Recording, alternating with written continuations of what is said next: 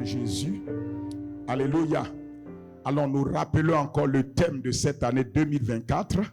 2024 c'est quoi? C'est quelle année pour nous? 2024 c'est notre année de conquête.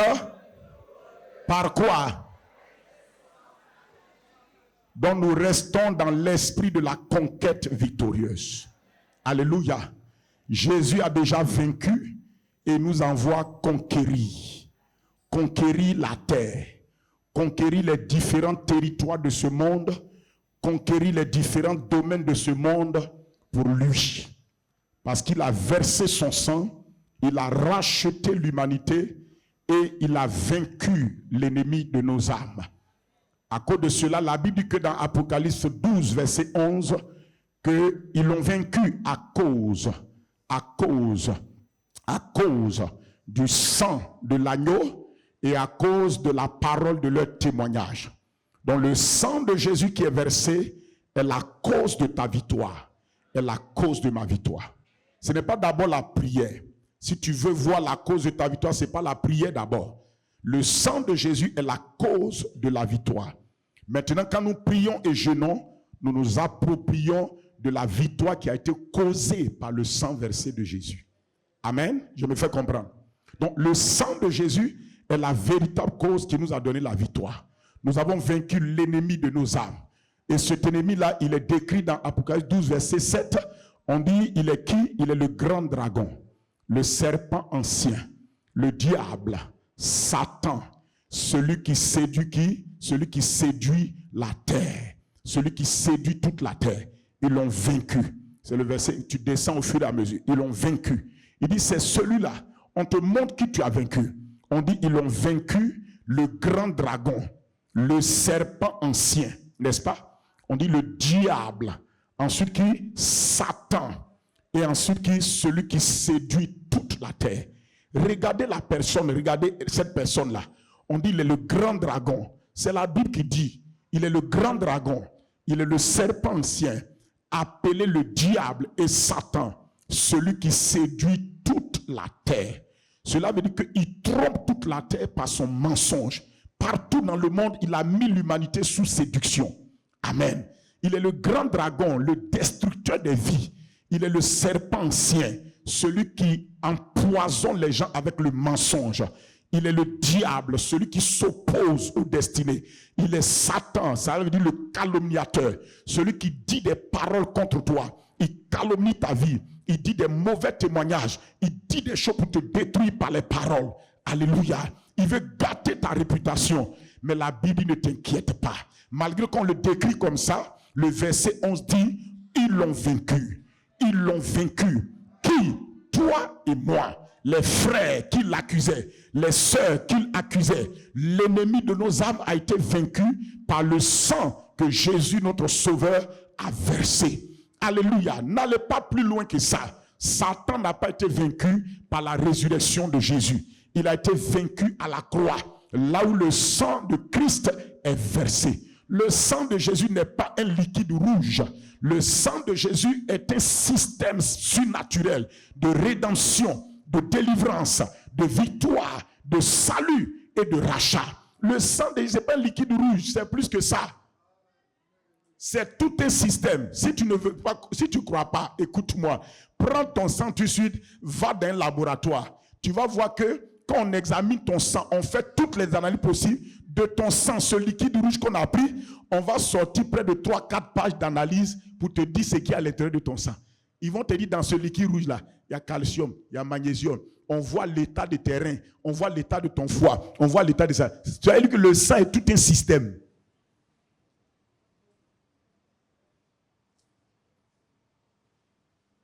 De même que, écoute-moi, de même que de ton sang qu'on prend, on analyse, le laboratoire peut sortir de ton sang là, près de 3, 4, 5 feuilles.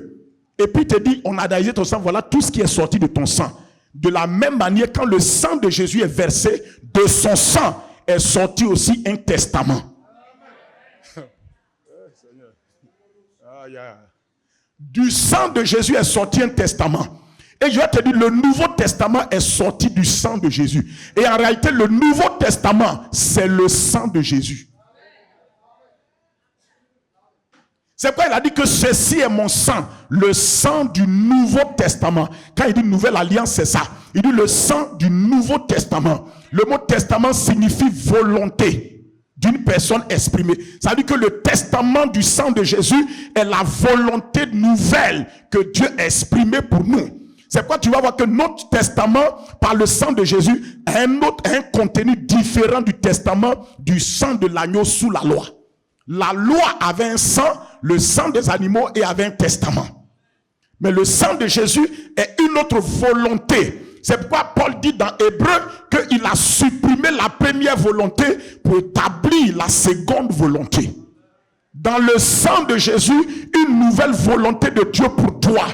Un nouveau système. Ce que Dieu veut pour toi, c'est libéré et a été manifesté. Est-ce que vous me suivez? Quand on dit le testament d'un homme, c'est simplement la volonté de la personne. C'est pourquoi on dit que le testament, ce sont ses dernières volontés. C'est pas ça? Donc, la Bible que vous voyez, le Nouveau Testament, ce sont les volontés de Dieu pour nous à travers le sang versé de Jésus pour nous. C'est pourquoi à travers le sang de Jésus, il y a un testament qui est sorti. Et dans ce testament, les volontés de Dieu te concernant sont inscrites dans ce testament. C'est pourquoi vous allez voir que le régime du Nouveau Testament a des choses qu'elle dit par rapport au régime de l'Ancien Testament. Amen. C'est pourquoi, par exemple, dans l'Ancien Testament, la Bible dit que si tu pratiques ces commandements, voici les bénédictions que tu vas avoir si tu pratiques. Mais quand le Nouveau Testament arrive, il ne te dit pas si tu pratiques, tu seras béni. Le Nouveau Testament dit dans la nouvelle volonté, si tu as reçu Christ dans ton cœur, tu es déjà béni de toutes sortes de bénédictions spirituelles dans les lieux célestes en Christ. Tu dois comprendre les deux volontés fonctionnent différemment.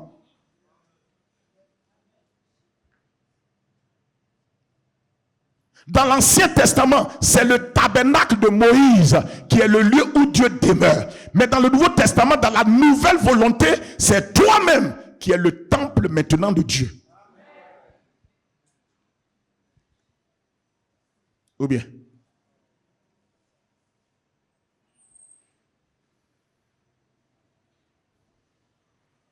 C'est pourquoi tu dois savoir dans quelle volonté tu opères. C'est pourquoi quand nous prêchons, nous essayons de prêcher mais dans l'esprit de la volonté du Nouveau Testament. Amen. Dans l'Ancien Testament, il dit, les parents ont mangé des raisins verts, les dents des enfants ont été agacées. Il dit, mais le Nouveau Testament qui arrive là, on ne dira plus ça. Mais chacun portera la peine de ses propres péchés.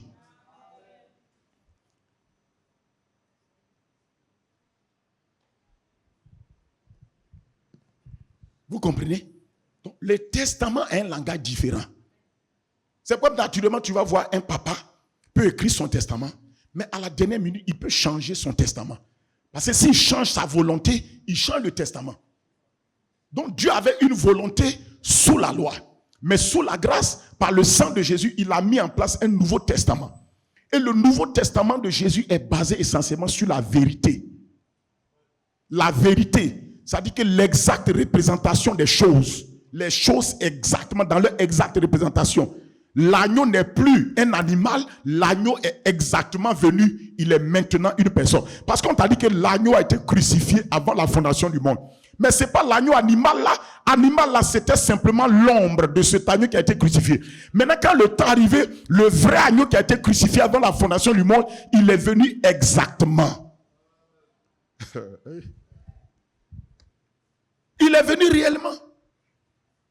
Donc, à partir de cela, nous pouvons maintenant entrer dans ce que Dieu veut pour nous par Jésus-Christ.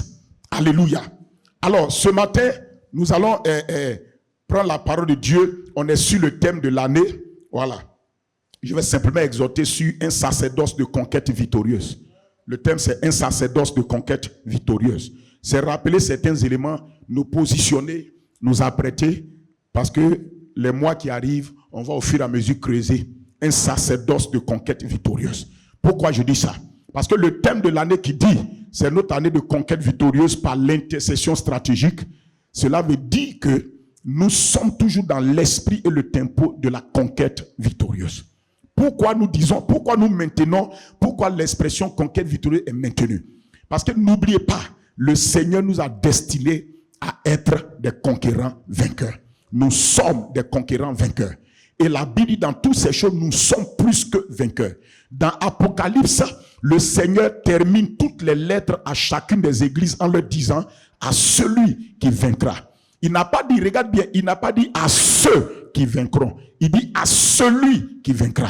Parce que cette affaire de victoire, de marcher dans la victoire d'être un conquérant vainqueur, est une affaire individuelle. Ce n'est pas une affaire groupée. Regardez bien, il écrit à l'église.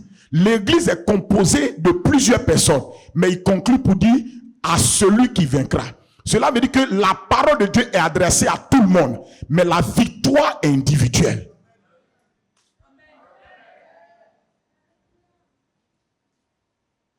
La parole de Dieu est adressée à tout le monde. Mais la victoire est une vie individuelle. La victoire est une réalité individuelle. Il dit à celui qui vaincra. Cela veut dire, pour vivre dans la victoire, c'est une affaire personnelle pour toi et pour moi. On prêche la parole de Dieu à tout le monde, mais chacun prend ça. Et la victoire que chacun va expérimenter est purement individuelle. Il n'y a pas de victoire groupée. Pourquoi il dit à celui qui vaincra? Parce que là, il s'agit de ta vie maintenant. Il s'agit de ta vie. Il s'agit de ta vie. Quand on a reçu la vie individuelle de chacun, la victoire individuelle doit être quoi? Individuelle.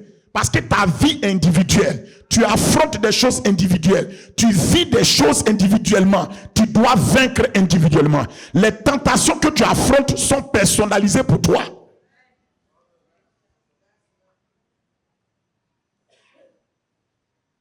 Même si Satan tente 10 personnes en même temps, mais la victoire est individuelle. Chacun doit vaincre. C'est pourquoi si 10 personnes qui sont tentées en même temps de la même chose, tout le monde n'est pas obligé de tomber dans la tentation. À celui qui vaincra. À celui qui vaincra. Cela ne veut dire également que la possibilité de vaincre là, Dieu te la donne individuellement à chacun. À celui qui vaincra. Tu peux vaincre, je peux vaincre. Donc on parle maintenant de conquête. Conquête pour ta destinée. Conquête pour rester debout jusqu'à la fin. Conquête pour conquérir les âmes. Conquête pour conquérir les territoires que Dieu t'a donnés. Je vous ai dit, il y a plusieurs territoires. La santé est un territoire de conquête. Parce que Christ, dans le salut qu'il a payé, la santé fait partie de ça. Ou bien, la bénédiction est un territoire. Christ, dans le salut qu'il a payé, la bénédiction fait partie de ça. Ou bien, la prospérité est une conquête. Parce que dans le salut que Jésus a payé, la prospérité est à l'intérieur. Donc tout ce que Jésus a fait là, tout ce que Jésus a gagné pour toi, c'est ton territoire de conquête. Tu as droit à ça. Parce que ça est dans ton testament. Tu sais pourquoi Josué et Israël devaient conquérir Canaan? Parce que Canaan faisait partie du testament que Dieu avait dit à Abraham et à Isaac et Jacob, que cette terre-là, je la donnerai à tes enfants. Donc c'était écrit dans le testament. Et Dieu même a dit que j'ai juré à vos pères de vous donner ça. De même quand Jésus, Dieu aussi a juré de nous donner tout ce que Christ a fait. Le testament est déjà là, c'est pour toi, c'est pour moi. Mais tu dois le conquérir. Conquérir veut dire quoi? Prendre possession de ça. Conquérir veut dire quoi? Prendre possession, s'emparer de ça, vivre la réalité de ce qui t'appartient.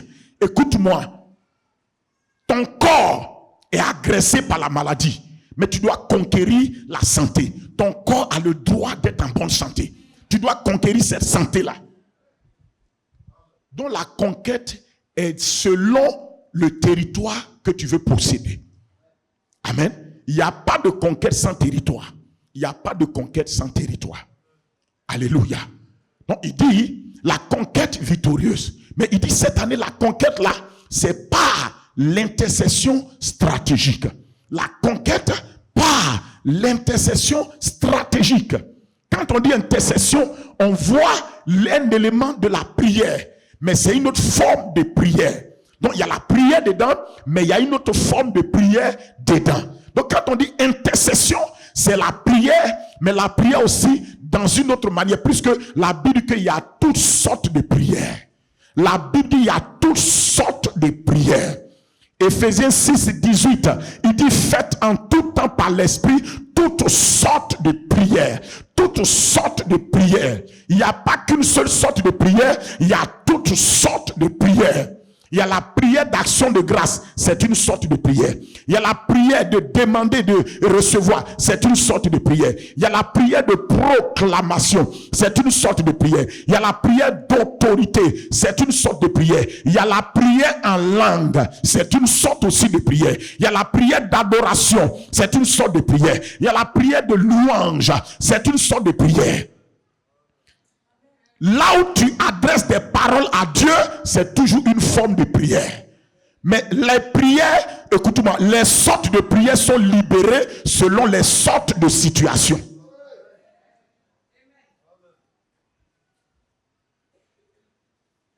Si tu manques de pain quotidien, tu ne fais pas combat spirituel. Tu fais une prière de demander et de recevoir.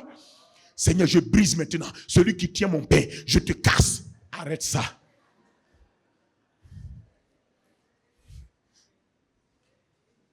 Si tu manques de sagesse, ne combat pas Satan. On dit quiconque manque de sagesse, qu'il la demande à Dieu. C'est une prière de demander et recevoir. Il y a la prière de supplication. C'est une sorte de prière. L'intercession est une sorte de prière. Mais qui est qualifié pour faire cette prière? Il y a un groupe de gens qui sont qualifiés pour faire cette sorte de prière. Écoutez-moi, ce sont les sacrificateurs. Ce sont les sacrificateurs. Apocalypse 1, verset 5 dit quoi? Il dit à celui qui nous aime. Apocalypse 5, nous sommes en train de parler, écoute-moi, de sacerdoce, de conquête victorieuse. C'est-à-dire que quand on parle de prière d'intercession, on parle de sacerdoce. Mais un sacerdoce de quoi? De conquête victorieuse. Ton sacerdoce doit te faire entrer dans une conquête victorieuse. Ton sacerdoce, écoutez-moi, c'est pour conquérir et pour expérimenter la victoire. Il dit, Apocalypse 1, j'ai dit 1 verset 5. Il dit, et de la part de Jésus-Christ, le témoin fidèle, le premier-né des morts, le prince des rois de la terre. Écoutez, il dit, à celui qui nous aime et qui nous a délivrés de nos péchés par son sang. Il dit, Dieu nous aime et Dieu nous a délivrés de nos péchés par le sang de Jésus-Christ. Par le sang de Christ, le Dieu qui nous aime nous a délivrés de nos péchés. Pourquoi? Parce que nos péchés mettaient sur nous la condamnation. À cause de nos péchés, nous étions accusés, nous étions condamnables. Suis-moi.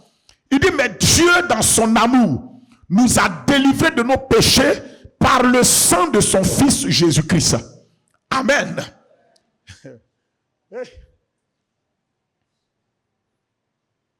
Le sang de Jésus nous a délivrés de nos péchés.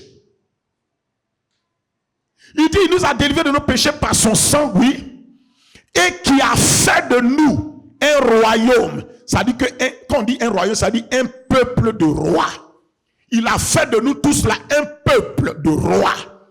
Et ensuite, des sacrificateurs pour Dieu, son Père. Donc Jésus, en nous délivrant de nos péchés par son sang, il avait un objectif. C'est de faire de nous un peuple composé de rois. C'est pourquoi lui-même qui est le chef de tous ces rois, il est appelé le roi des rois. Les rois là, c'est toi, c'est moi. Amen. C'est toi, c'est moi.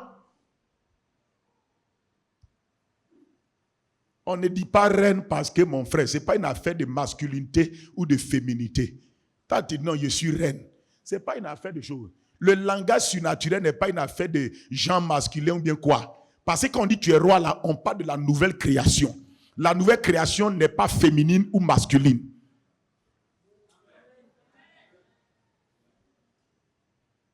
C'est à cause de les débats que les gens font, que la femme ne doit pas prêcher, elle ne doit pas faire ceci, évangéliser, ou bien ne doit pas prendre la parole tant. Vous ne comprenez pas, Dieu ne oint pas le sexe, il oint la nouvelle création. Dès l'instant où la femme est née de nouveau, elle a accès à servir son Dieu. Parce que Dieu met l'onction sur le fait qu'elle est une nouvelle créature. C'est cette personne-là que Dieu oint.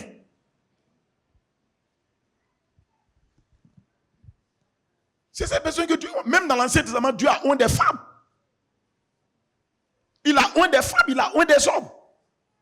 Il y a des femmes, quand les hommes là s'asseyaient, ils avaient peur là. C'est les femmes là qui sont levées. Ou bien. Donc ces débats-là, il faut évoluer. Il faut grandir dans la révélation. Écoutez, quand tu évolues à Dieu, il ne faut pas trop être dénominationnel. Il faut évoluer. La révélation que tu as aujourd'hui, si tu ne laisses pas le Seigneur approfondir ta révélation, tu vas te contenter de ce qu'on enseigne au CP2 pendant qu'on veut te montrer les choses de l'université. La profondeur appelle une autre profondeur. Toujours. Alléluia.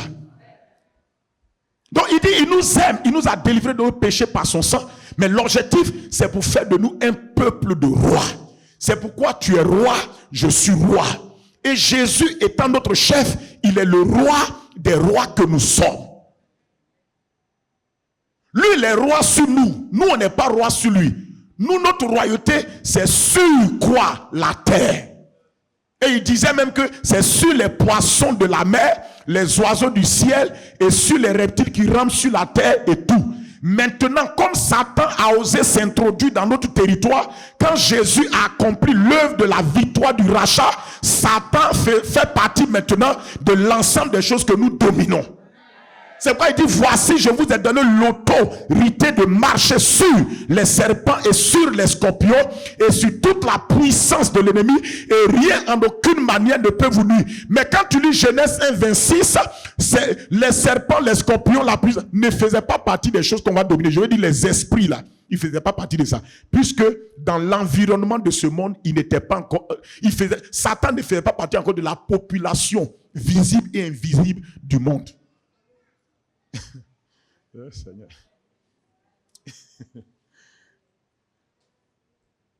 Il faut réviser vos cours. Là, c'est plus facile. C'est comme si on veut comptabiliser la population de la Côte d'Ivoire, on comptabilise ceux qui sont à l'intérieur, n'est-ce pas? Même brusquement, pourquoi les gens sont obligés de faire encore des dénombrements et tout cela? Parce que d'autres populations se sont ajoutées. Mais tous ceux qui vont rentrer dans le pays là, écoutez-moi, ils sont sous l'autorité du gouvernement immédiatement. C'est la même chose. Satan ne faisait pas partie du territoire que Dieu nous a donné. Faisons l'homme à notre image, selon notre dessein, et que l'homme domine. Satan ne faisait pas partie de ça. Ceux qui faisaient partie, l'homme devait dominer les poissons de la mer, les oiseaux du ciel, les reptiles qui rampent sur la terre, tous les animaux qui sont sur la terre et toutes les plantes. L'homme devait dominer. Satan était hors de ce territoire. Il n'avait rien à voir avec ça. Maintenant, il a fait pécher l'homme. Et quand il a fait pécher l'homme, l'homme lui a ouvert la porte, il est rentré. Maintenant, il fait partie de la population de ce monde. Et quand il est rentré, il a pris l'homme comme son esclave. Il a dominé. Mais gloire à Dieu, Jésus nous a délivrés du pouvoir de Satan par son sang qu'il a versé. Quand Jésus nous a délivrés du pouvoir de Satan, Jésus devait conclure la chose. Genèse 1, 26 devait revenir.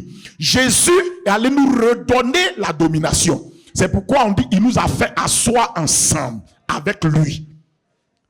Et de la position qu'il nous a donnée vient une autorité surnaturelle. Brusquement, quand il nous a fait asseoir ensemble avec lui, il nous a fait asseoir au-dessus des dominations, des autorités, des puissants, des dignités, de tout nom qui peut être nommé présent comme à venir. Ce public-là ne faisait pas partie de la première domination.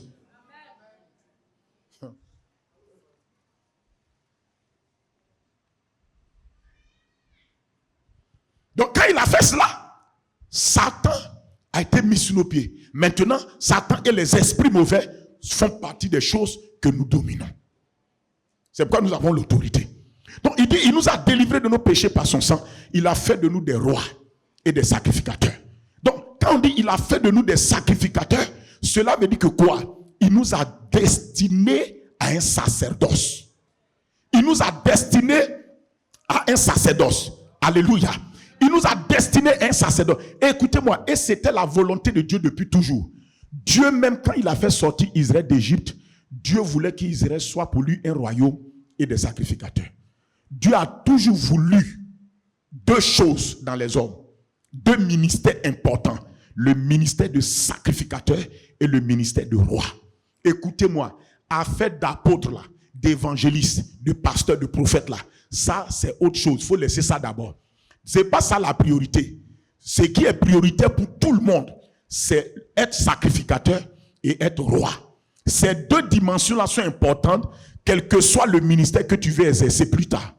Si tu ne sais pas régner en tant que sacrificateur et roi, tu ne sais pas opérer en tant que sacrificateur et roi, même si Dieu te donne un ministère à exercer, tu vas échouer là-dedans. Tu vas échouer là-dedans.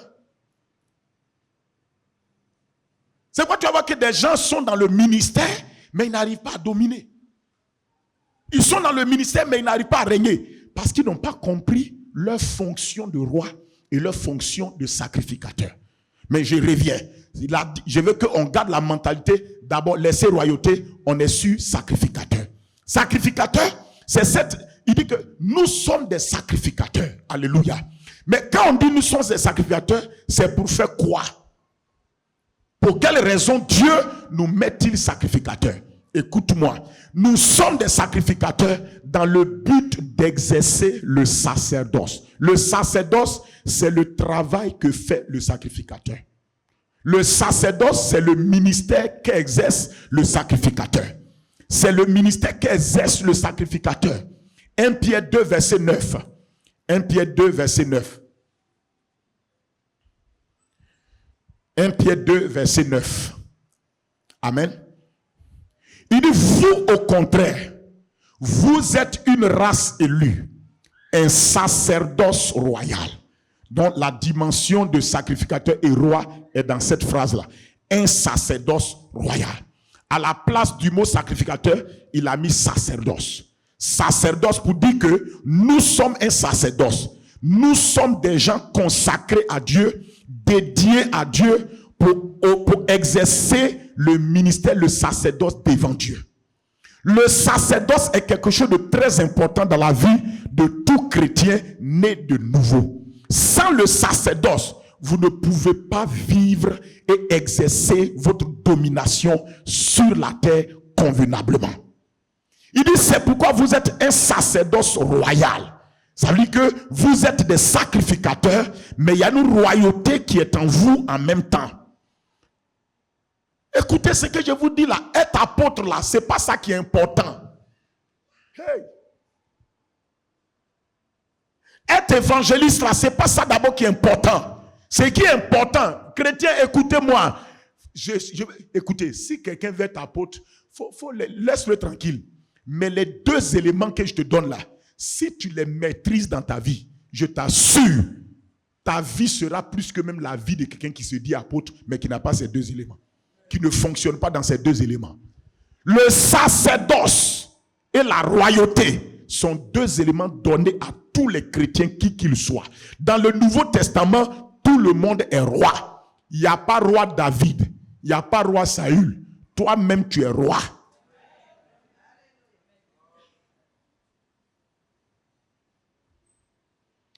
Écoutez, je vous ai dit que la volonté de l'Ancien Testament et la volonté du Nouveau Testament, ce n'est pas la même volonté. Tu es d'accord avec moi que dans l'Ancien Testament, c'est une seule personne qu'on choisit pour être roi. Dans l'Ancien Testament également, c'est un groupe de personnes qu'on a choisi pour être sacrificateur. Mais dans le Nouveau Testament, la volonté est différente. Dans le Nouveau Testament, ce n'est plus une seule personne. Nous sommes tous des rois. Et nous sommes tous des sacrificateurs. Cela veut dire, alléluia, cela veut dire, David, façon, la manière dont David a fonctionné en tant que roi, avec tous les privilèges de royauté. Si tu lis David, tu es en train de te lire. Je n'aime pas votre amen.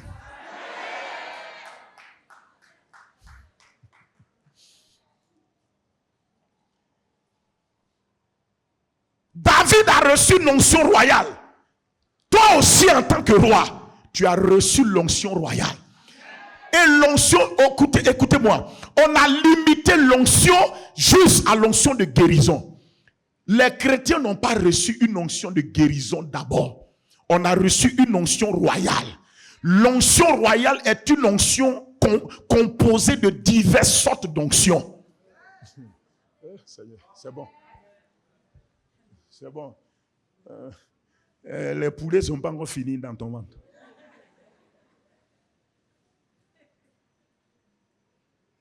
L'onction royale, c'est l'onction qui contient toutes les sortes d'onctions.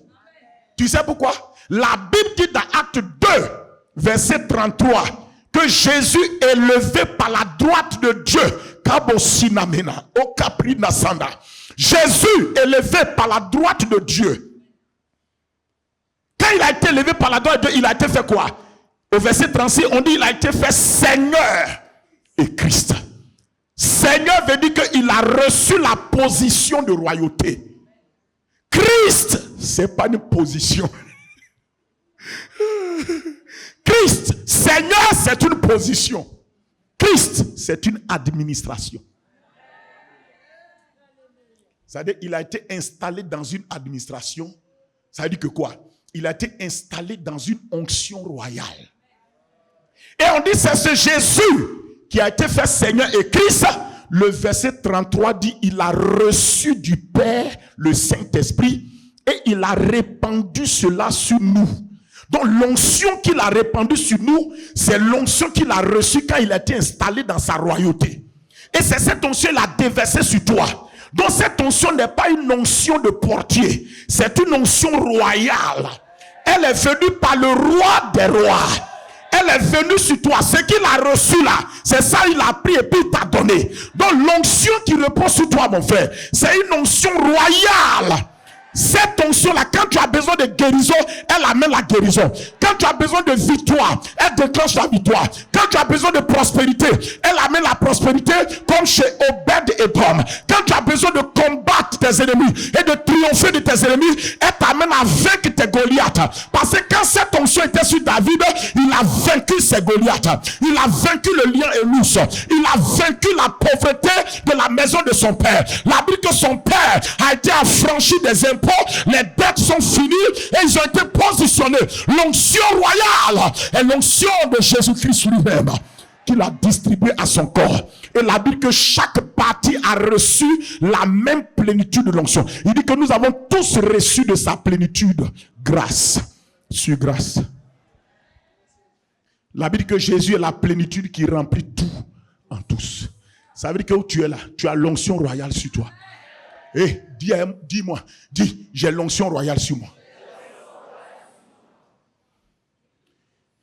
Écoutez, je vais te dire, l'onction royale prend une forme selon la situation. Pour les élèves, l'onction royale qui est sur eux là, quand ils ont reçu le Saint-Esprit, devient une onction d'intelligence, de sagesse et de connaissance. Amen. Voilà. Pour les architectes là, l'onction royale là vous aide à imaginer bien des choses et à dessiner. C'est cette onction-là. L'onction royale est la même.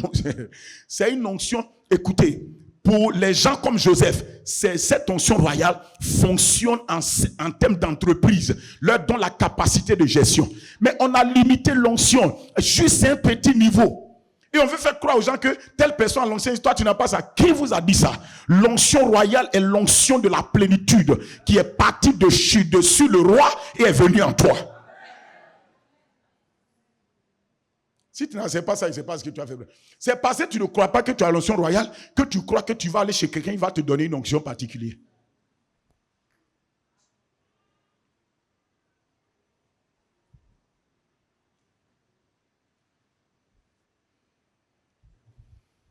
L'onction royale est déjà cette onction que tous les rois en Christ nous possédons.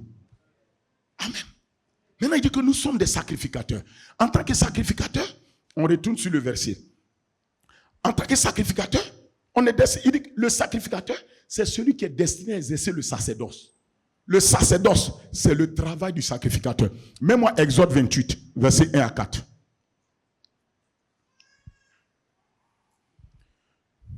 Pour quelle raison Jésus a fait de nous des sacrificateurs?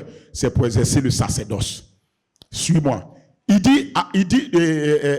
dit à Moïse, fais approcher de toi Aaron, ton frère, et ses fils, et prends-les parmi les enfants d'Israël.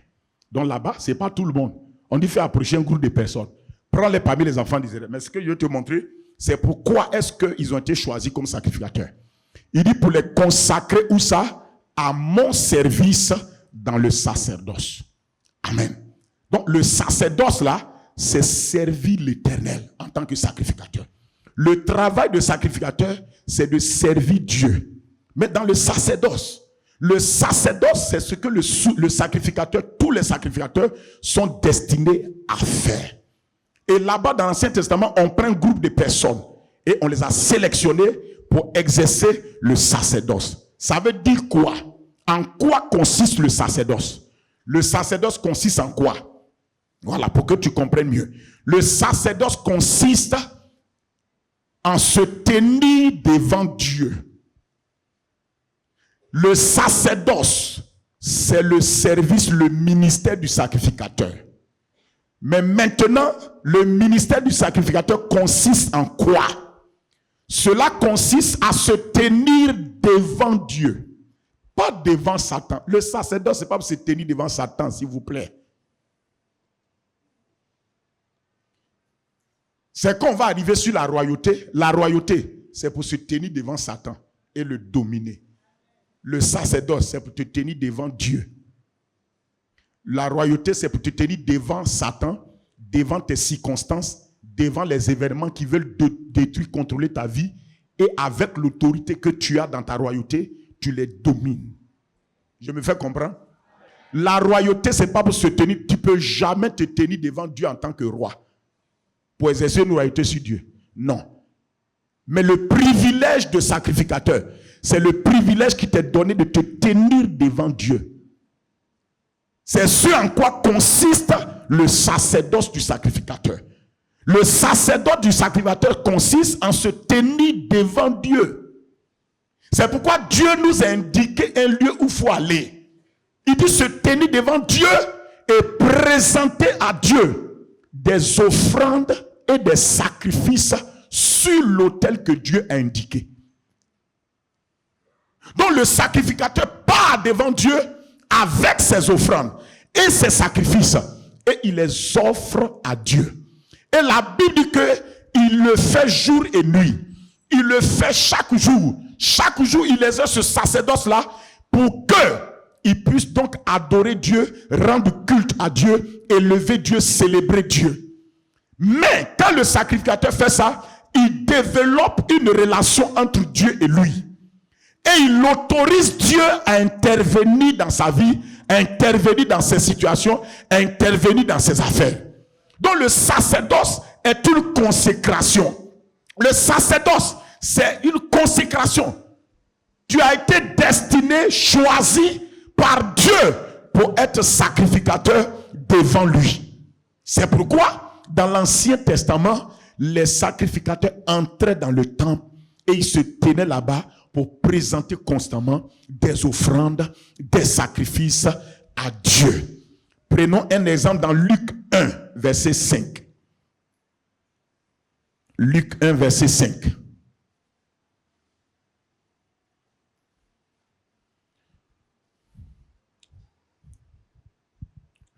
Il dit du temps d'Hérode, roi de Judée, suis-moi, il y avait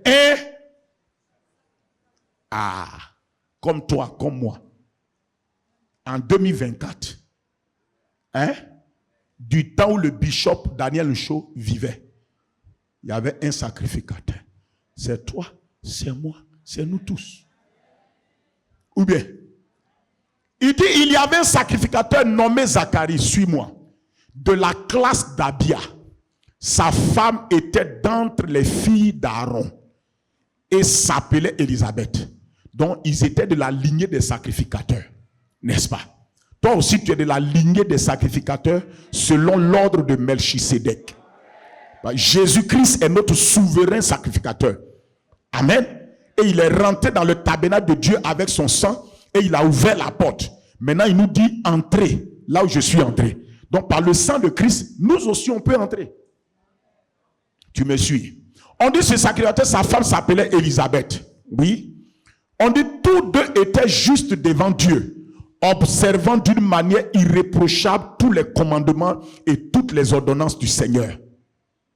Il n'avait point d'enfant Parce qu'Élisabeth était stérile. Écoutez-moi, vous allez voir la puissance du sacerdoce, comment le sacerdoce peut intervenir dans ta vie. Parce que dans le sacerdoce, il y a toutes sortes de choses que tu peux offrir à Dieu, parmi lesquelles il y a des prières, parmi lesquelles il y a des intercessions. Ici, on voit que ce sacrificateur-là, chaque fois il part devant Dieu, il priait pour une situation dans sa vie. Sa femme était stérile, les deux n'avaient pas d'enfant. Mais comme il était sacrificateur, il trouvait dans ce sacerdoce l'occasion d'offrir ses prières à Dieu et de demander à Dieu de l'aider. Est-ce que vous me suivez? C'est un exemple clair du rôle d'un sacrificateur. Il dit, et l'un et l'autre, non, ramène. Il dit, et ils étaient l'un et l'autre avancés en âge. C'est-à-dire que pour qu'on précise ça, ils étaient stériles. Mais on dit qu'ils étaient avancés en âge. Cela veut dire que aussi leur situation était déjà compliquée, mais comme ils avançaient en âge, ils entraient dans une dimension où ça allait être très très difficile d'avoir des enfants. Mais cet homme-là maintenait tout de même son sacerdoce devant Dieu. Aucun problème dans ta vie ne doit t'empêcher de te tenir dans ton sacerdoce devant Dieu et lui offrir les prières, les intercessions, les quoi que Dieu attend de toi. Ne laissez jamais votre problème vous priver du privilège de vous tenir devant Dieu. Se tenir devant Dieu, ce n'est pas d'abord quand Dieu te donne l'autre, c'est pas parce que Dieu te donne ça que tu te tiens devant lui. Tu te tiens devant lui. Et en faisant ton sacerdoce, tu as l'occasion de présenter toujours ce que tu veux.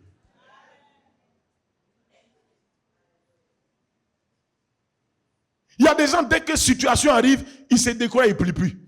Ils ne veulent plus prier. Ils ne veulent plus rien avoir avec Dieu. Plus rien avoir avec l'église. Qui va t'aider? Qui va t'aider?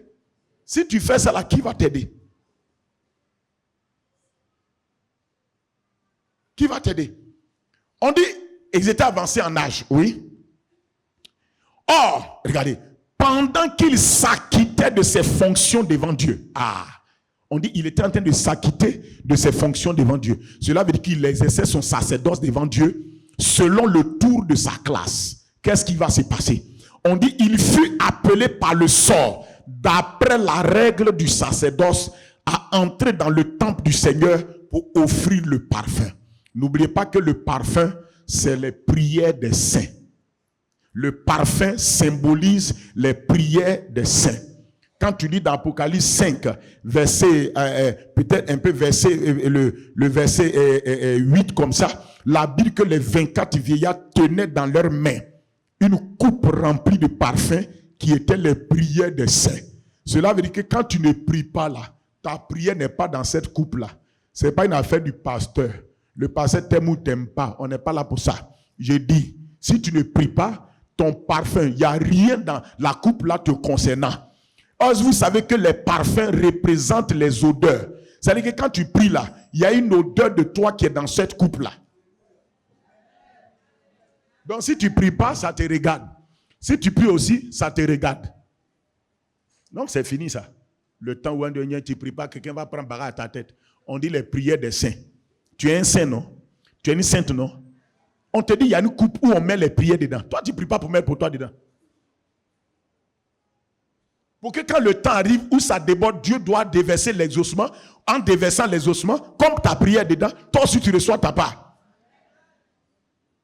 On dit il fait appeler selon la règle du sacerdoce à entrer dans le temple pour offrir le parfum. Donc vous voyez que le travail du sacrificateur c'est ça. Il rentre dans le temple, il se tient devant Dieu et il offre le parfum il offre les prières.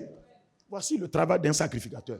Le sacrificateur aime se tenir devant Dieu. Le sacrificateur aime la présence de Dieu. Le sacrificateur aime. C'est pourquoi un chrétien qui n'aime pas la prière, il y a quelque chose qui manque dans sa vie chrétienne. Un chrétien qui n'aime pas la prière. Écoutez, un des indices que votre vie chrétienne est vraiment réveillée, consacrée, c'est la prière. Si vous n'aimez pas vous tenir devant Dieu, vous aimez vous tenir devant autre chose que devant Dieu, déjà, vous ne pouvez pas régner sur cette terre dont on parle. La terre où on est là, vous ne pouvez pas régner. Non, tu ne vas pas régner, tu ne peux pas. Et puis Dieu même te maintient là où tu es. Parce que s'il ose t'ouvrir des portes, ça va t'écraser. Donc Dieu préfère avoir un enfant qui est en bonne santé que de t'exposer. Et puis tu vas souffrir. Voici le travail du sacrificateur. Et qu'est-ce qui s'est passé? On s'est levé. On dit toute la multitude du peuple était dehors en prière à l'heure du parfum. Ça veut dire que, écoutez, comme le peuple n'avait pas l'opportunité d'entrer dans le temple, parce qu'en ce temps-là, il n'était pas encore sacrificateur. Jésus n'a pas encore versé son sang pour faire de nous tous sacrificateurs. Donc le peuple, même quand ils savaient qu'eux, ils ne pouvaient pas rentrer, mais ils étaient dehors pour dire, papa, le monsieur là, il va avec nos prières. Souviens-toi que moi aussi j'ai ma prière dedans. Souviens-toi. Tout le monde priait. Parce qu'on sait que si, écoutez-moi, si le sacrificateur fait bien son travail, le peuple sait qu'ils auront des résultats. Ils auront des miracles. Ils auront des exaucements. Le monsieur même qui s'en va offrir le parfum là, lui-même il a son sujet de prière. Ils n'ont pas d'enfants. Ils sont stériles. Amen. Mais la Bible va enlever tous les sujets de prière des autres. C'est sur son sujet de prière, on va se braquer. Ah! C'est sur son sujet de... Écoutez, cette affaire qu'on est en train de faire là, je vous ai dit, elle est individuelle. Elle est individuelle. On dit le peuple était là-bas en prière. Ils sont dehors. Mais ils ont dit même dans dehors là, on peut parler. Il va entendre. Maintenant aujourd'hui, toi tu n'es pas dehors. Tu es dedans. Tu es sacrificateur maintenant. Tu es le Zacharie qui prend toi-même la coupe, le parfum pour aller. Tu vas avec la coupe où il y a le parfum, où il y a tes offrandes. Ce que tu veux offrir là, ça est dedans. Tu as le privilège et tu ne veux pas.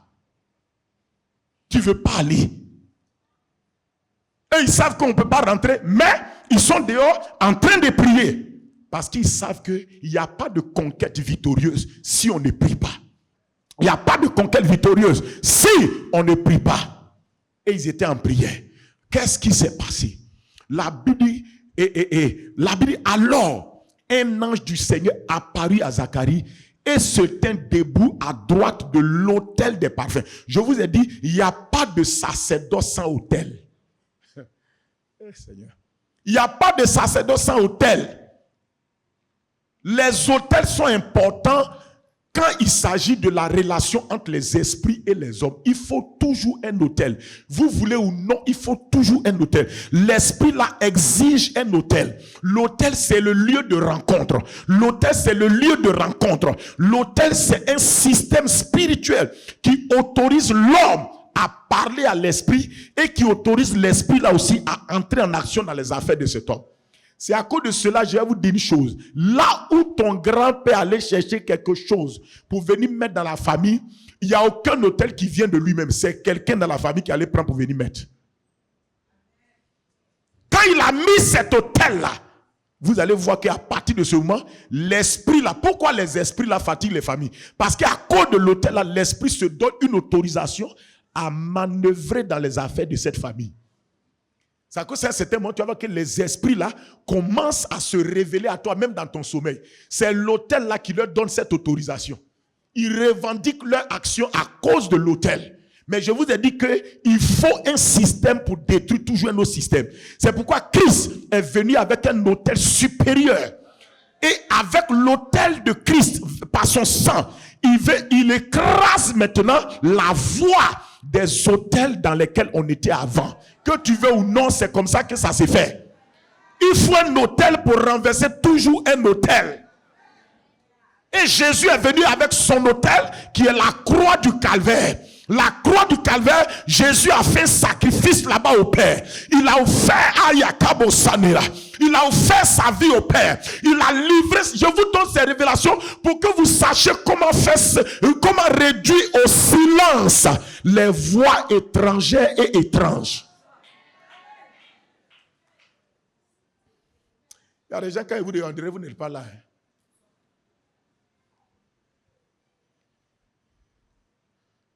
Oui, ton grand-père a amené un autel dans la famille. Et à cause de cet autel-là, il a fait des sacrifices dessus. Et les esprits se donnent le droit de revendiquer les membres de la famille. C'est pourquoi tu vas voir qu'à un moment, il y a des familles, tu n'as jamais vu l'esprit là. Tu ne sais même pas qu'on adore. Mais un jour, l'esprit commence à se manifester dans ta vie. Il commence à venir dans tes rêves, commence à attaquer. Pourquoi? Pourtant, toi, tu ne connais même pas ton grand-père, ce qu'il allait chercher. À cause de cet autel, l'esprit sait que l'autel est un système d'autorisation. Seigneur. Tu n'as pas besoin de l'inviter, il s'autorise à cause de ça. Maintenant, quand tu as accepté Jésus, tu es rentré dans la famille divine. Et dans cette famille, il y a un autel qui est l'autel de la croix du Calvaire, où le sang de Christ est versé pour toi. Et tu vas voir qu'à cause de l'autel aussi du sang de Jésus, le Saint-Esprit s'autorise à rentrer en action dans ta vie. Maintenant, il va te dire, mon fils, les autels qui veulent te combattre là, les autels où les esprits là se lèvent pour t'attaquer là, il te dit, n'aie pas peur. Il te dit, le sang de Jésus parle mieux, parle plus fort que le sang d'Abel. Pour te dire qu'il y a un autel qui a une voix supérieure. Tu peux réduire au silence tout ce que l'ennemi fait contre toi, dit contre toi à partir des choses. Écoutez-moi. Il n'y a plus de relation entre les... C'est ce que je suis en train de te dire. Il n'y a plus de relation entre les ténèbres et toi. Mais il y a une opposition entre eux et toi. Quand il parle de ça, je ne suis pas en train de dire que tu es chose. Il y a plus... Quand il parle d'opposition, c'est-à-dire que Satan utilise ce qui est là-bas pour venir contre toi. Il n'y a plus de relation, mais il y a une opposition. Vous ne pouvez jamais arrêter l'opposition entre Satan et vous tant que vous êtes sur la terre. La Bible que même Jésus, quand il a fini de tenter Jésus au désert, on dit se retira attendant une autre occasion. Ça veut dire que l'opposition est permanente tant que tu es là. C'est pourquoi on te dit à celui qui vaincra. À celui qui vaincra. Mais le problème c'est que tu ne sais pas qu'il y a un nouvel autel qui est là pour toi. Tu ne connais pas l'autel de la croix. Tu ne connais pas le sang qui a été mis sur cet autel. Le sang qui passe sur cet autel. Cet autel-là, c'est l'autel qui a dépouillé et vaincu Satan. C'est l'autel qui t'a réconcilié avec le Père. C'est l'autel qui t'a délivré de l'autorité de Satan. C'est l'autel qui a guéri tes maladies. C'est l'autel qui a brisé tes malédictions. C'est l'autel qui a détruit ta pauvreté. C'est l'autel qui a détruit ton vieil homme. La croix du Calvaire est un autel puissant. La croix du Calvaire, c'est là-bas que le vieil homme est mort. Et c'est à cause de la mort du vieil homme que je peux revendiquer ma liberté du pouvoir du péché. Le péché n'a plus de pouvoir sur moi parce que le vieil homme est mort. Alléluia. Christ était riche. Il s'est fait pauvre à l'autel de la croix. Par sa pauvreté, j'ai été enrichi. Donc je peux m'appuyer sur la voix de son sang versé pour dire à Satan, tu n'as pas droit d'appauvrir ma vie.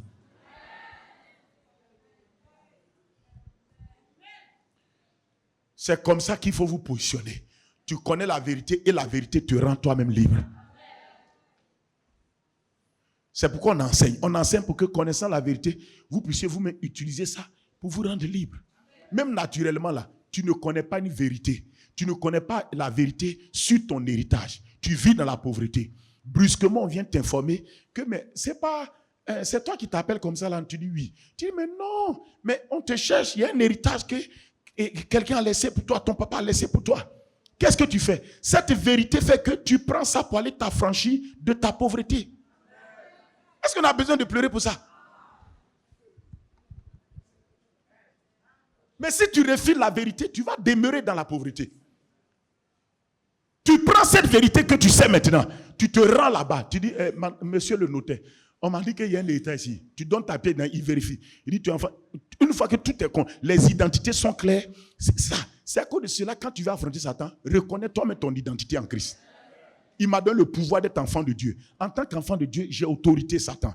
Donc tu prends cette vérité-là et tu dis, Satan, sur la base du sang de Jésus qui est versé à l'autel de la croix, la Bible déclare que je suis affranchi de ton pouvoir.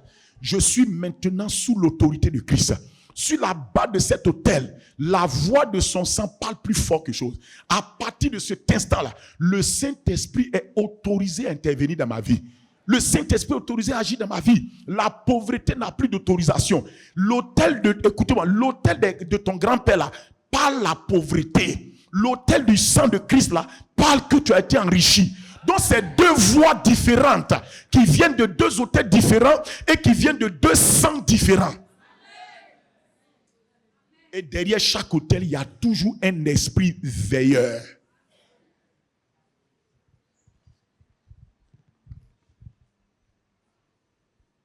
pouvez pas exercer. C'est pourquoi, quand Christ nous a rachetés, il nous a sauvés et il nous a placés devant un autel.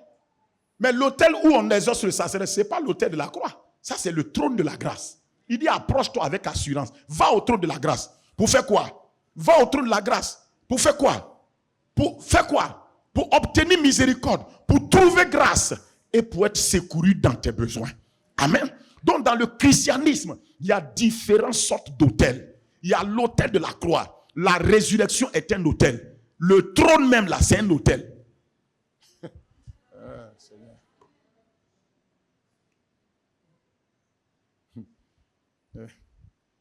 Amen.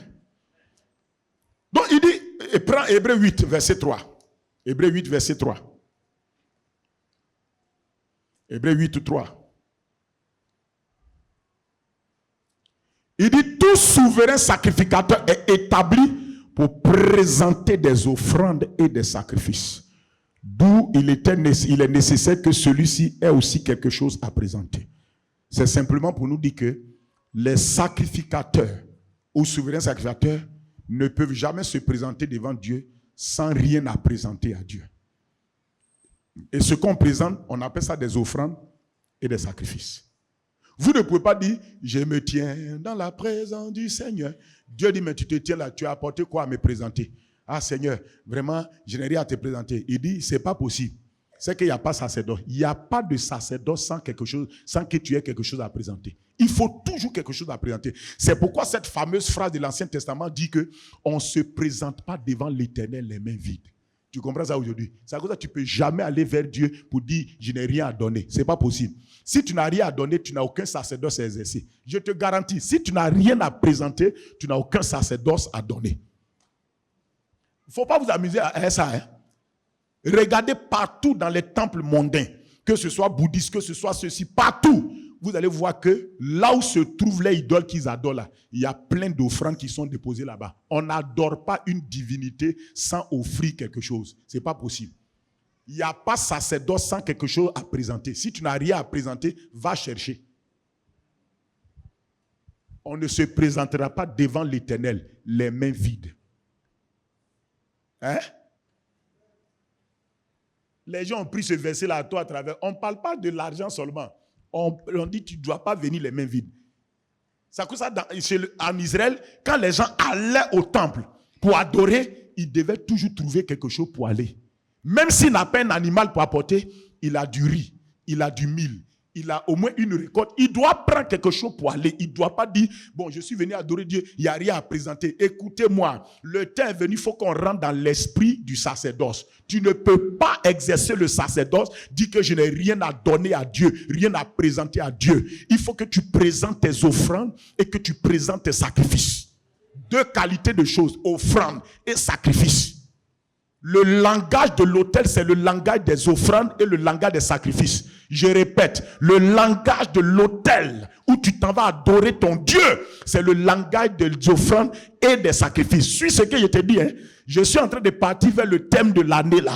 Le langage des autels, c'est le langage des offrandes et des sacrifices. Quand tu as adoré les choses autrefois, là, les esprits, les féticheurs, quand tu t'en même voir le féticheur, là, tu as fini de parler, il dit raconte ton problème, tu as fini de raconter. Il te dit qu'est-ce que tu as à donner. C'est pas ce qu'il te dit. Parce qu'avant que l'esprit là rentre en contact avec toi, il faut qu'il y ait une offrande. La toute première offrande qui a été mise et qui te donne, c'est le sang de Jésus. Jésus a offert son corps pour que déjà tu aies l'entrée. Maintenant que tu as eu l'entrée, il dit toi tu es venu avec quoi toi-même?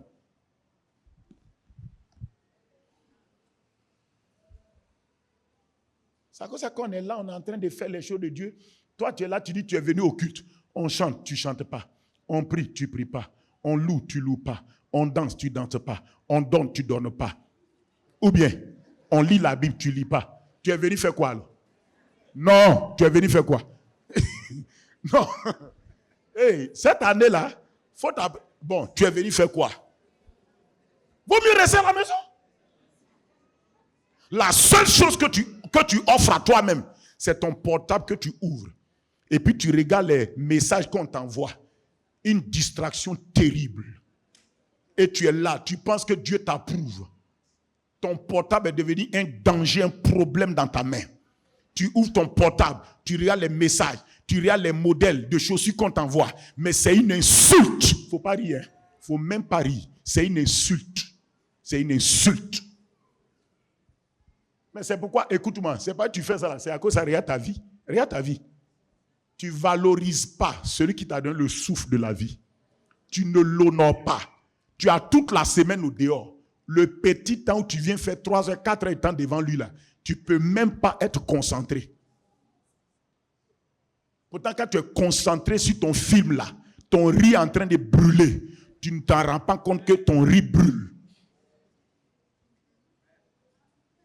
Regardez ce qu'il fait. Et vous voulez que, écoutez, Dieu dit si tu ne le prends pas au sérieux, c'est bien vous qui êtes en haut là, acclamez.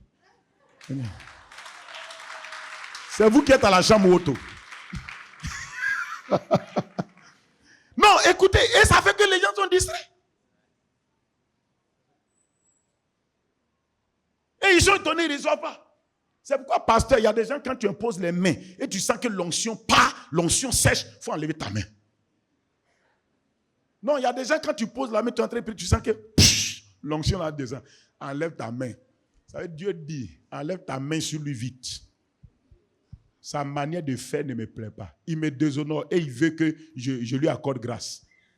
Je vous ai dit, l'affaire qu'on fait là, Dieu peut t'approuver, il peut te désapprouver. C'est ton cœur. C'est ton cœur. C'est ton cœur. Jeunes gens, écoutez-moi, vous les jeunes filles, jeunes gens là, écoutez-moi.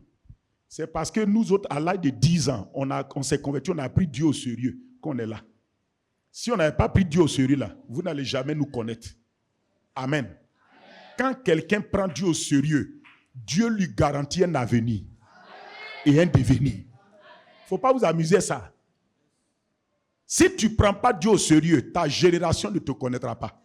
Si tu ne prends pas Dieu au sérieux, personne ne te connaîtra. Ne prenez pas la conclusion de quelqu'un pour en faire votre introduction. Il y a des gens, ils aiment regarder là où tu es arrivé. Ils ne connaissent pas ta route. Or, Jésus a dit, je suis le chemin, la vérité et la vie. Dans les 3 mots-là, il a dit d'abord, je suis le chemin. Ça veut dire que tu dois connaître Jésus, la méthodologie, le processus, la route à prendre.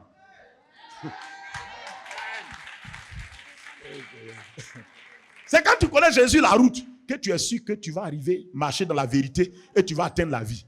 Vous ne voulez pas la route, vous voulez la vérité, vous voulez la vie. Très souvent, quand vous lisez, c'est la fin là qui vous intéresse. Mais il n'a pas dit je suis la vie d'abord. Il dit je suis le chemin. C'est une technologie. Cette phrase-là, c'est une technologie. Il a dit je suis d'abord le chemin. Si tu méprises le chemin, ne cherche même pas la vie. Vous ne voulez pas la route. Vous voulez la conclusion. Même à l'école, là, si tu fais une conclusion, bon, maintenant pour conclure, tant, tu n'as écrit aucune introduction, aucun développement. Tu dis maintenant pour conclure. Le professeur va te demander par quelle route tu es arrivé pour conclure. Ou bien, il va te dire, mais comment tu as fait pour conclure? Tu n'as pas vu qu'il y a des élèves qui ont eu 0?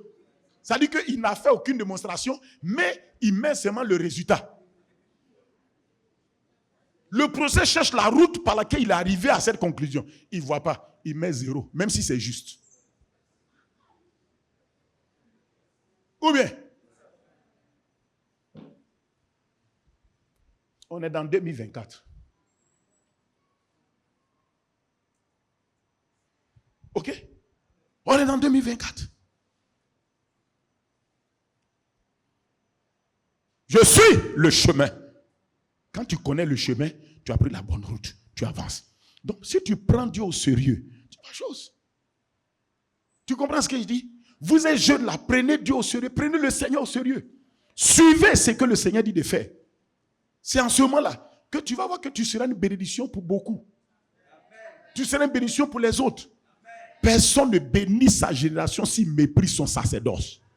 Tu ne peux pas. Tu ne peux pas bénir ta génération si tu méprises ton sacerdoce. Amen. J'ai dit quoi? Hébreux 8, c'est ça? Verset 3. On a lu ça déjà. Ok? Voilà. Alors, 1 Timothée 2, verset 1 à 2. Alors, qu'est-ce qu'on offre? Tu ne peux pas faire de sacerdoce une ingénierie à donner. Tu n'as pas vu que tous ceux qui ont dit non rien, le miracle n'a pas commencé. La femme qui avait comment on appelle ça, la veuve de Sarepta là, Élie vient, qu'as-tu dans ta maison? Elle a commencé, je n'ai rien. Élie n'a rien dit, tu n'as rien. Tu n'as rien, on ne fera rien. Je veux que ça rentre bien en vous. Quand vous venez à l'église, vous devez venir avec des intentions de présenter, d'offrir quelque chose à Dieu. Dieu aime ça, Dieu aime ça. Écoute-moi, lui-même pour t'avoir là, il a offert la vie de son fils. Il a offert la vie de son fils. Hein? Il a offert la vie de son fils. Sois renouvelé au nom de Jésus. Il a offert la vie de son fils. Il dit, toi aussi, quand tu viens, présente quelque chose. Mais maintenant, dans l'Ancien Testament, c'est des offrandes, toutes sortes de sommes. Nous, qu'est-ce qu'on offre? 1 Timothée 2. C'est ça, non? Regardez bien. J'exhorte donc, avant toute chose, je vais te montrer maintenant, nous, dans nos sacerdoces, les éléments qu'on détient pour offrir à Dieu. Qu'est-ce que quand tu te présentes devant Dieu, tu as offert? Il y a beaucoup de choses. Il dit, j'exhorte avant toute chose. Ça dit que c'est pour te dire que ton sacerdoce passe avant toute chose. Ton sacerdoce passe avant toute chose. Il dit, j'exhorte donc avant toute chose. Ça dit, avant de commencer l'année, c'est ça. Avant de rentrer dans la nouvelle année, c'est ça. Avant de commencer chaque mois, c'est ça. Ah ben oui. Il dit, j'exhorte avant toute chose. Avant d'aller au travail, c'est ça. Avant d'aller traiter une affaire, c'est ça. Avant d'aller soumissionner pour un marché, c'est ça. Amen. Avant d'insulter et qu'on appelle tes autorités, c'est ça. Avant de critiquer, c'est ça. Tu n'as pas le droit de critiquer quelqu'un pour qui tu ne pries pas.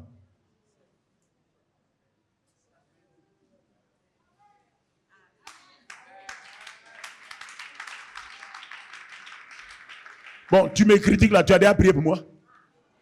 Tu as déjà prié pour moi? On dit avant toute chose.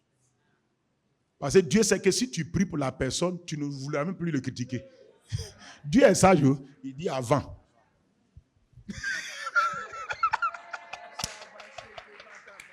Il dit avant de prendre l'avion, c'est ça. Avant de voyager, c'est ça. Ou bien, avant, c'est ça. Il dit, je t'encourage avant toute chose à faire quoi? Des prières. C'est-à-dire le chrétien doit mettre la prière en avant de faire toute chose. Tu veux dessiner un projet? Prie d'abord. Non, comme je sais faire là. Hey, comment ça mena? Tu vas voir que tu n'auras aucune inspiration. Or, si tu pries avant, ce qui allait te mettre 2 heures de temps, en 30 minutes, tu as fini. Parce que le Dieu à qui tu t'es adressé à l'hôtel va te fournir la sagesse, l'intelligence, la perception rapide pour régler ça. Est-ce que je me fais comprendre? Cette année-là, c'est pourquoi le papa a dit conquête victorieuse, mais pas ce qui doit être mis en avant, l'intercession stratégique. L'intercession fait partie des éléments du sacerdoce. L'intercession est une forme de prière. Il dit, j'exhorte avant toute chose à faire des prières. Les prières, écoutez-moi, les prières, on les prêche pas en réalité. On fait des prières. Les Coréens disent la meilleure manière d'apprendre à prier, c'est de prier. Yonggi Shue ce gars-là, il dit avant d'apprendre, la même manière d'apprendre à prier, c'est de prier.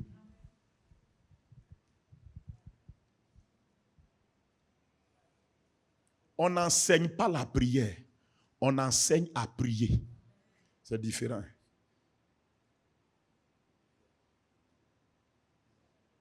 On n'enseigne pas la prière. On enseigne à prier. La prière, c'est quelque chose que si tu n'apprends pas à pratiquer, tu n'as pas chose. Les disciples ont dit, Seigneur, ils n'ont pas dit, enseigne-nous la prière. Ils ont dit, enseigne-nous à prier. Vous me suivez? Il dit donc, il faut apprendre à faire des prières. Il dit, avant toute chose, je vous exhorte à faire des prières. Nous devons être des faiseurs de prières. Ah! Bon, avançons. On aura le temps. À faire des prières. À faire aussi quoi? Des supplications. À faire quoi? Des requêtes. Des requêtes, ce sont des pétitions, des demandes. Il dit à faire quoi? Des actions de grâce. Pour qui? Pour tous les hommes. Je crois que si on priait beaucoup, on critiquerait peu.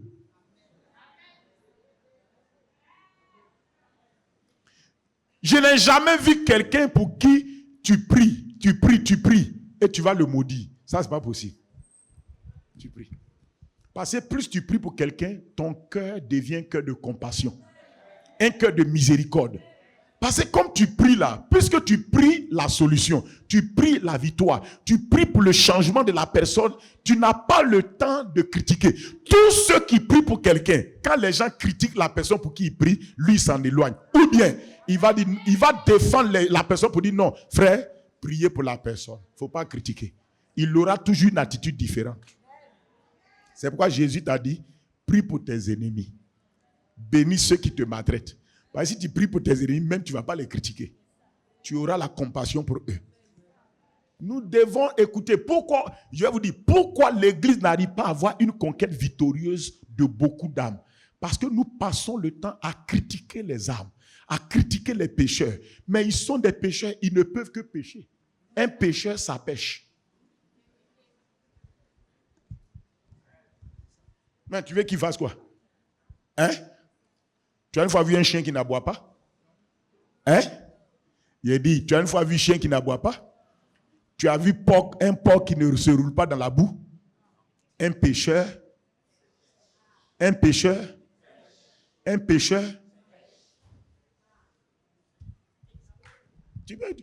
Tu vois, tu dis ça parce que c'est difficile dans ta mentalité combat même ce que ta boue dit. Non, il y a des choses qu'on dit. Il dit, le pasteur, il dit ça comment? Mais tu veux qu'un pécheur fasse quoi? Non, dis-moi, tu veux qu'un pécheur fasse quoi?